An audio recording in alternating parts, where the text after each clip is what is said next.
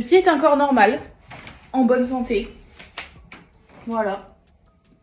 N'en déplaise à certains sur les réseaux qui pensent que dès qu'il y a un morceau de bourrelet ou un morceau de cellulite, on est en mauvaise santé et on devrait faire plus de sport.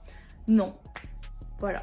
Si tu penses comme moi et que tu as besoin de quelqu'un pour t'accompagner en coaching, n'hésite pas, je suis coach sportive.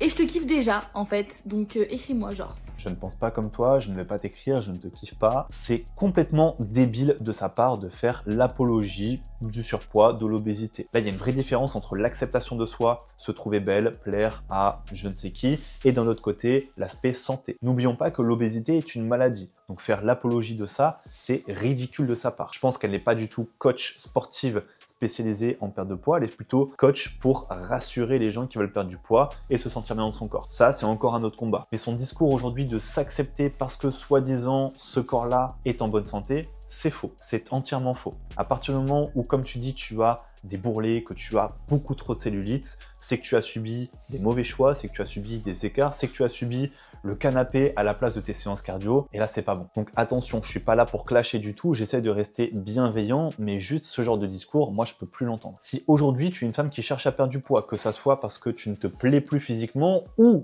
et surtout, parce que niveau santé, tu as envie de te reprendre en main. Ne va surtout pas vers ce genre de coach incompétente qui va simplement te dire de t'accepter dans le miroir et que tout est normal.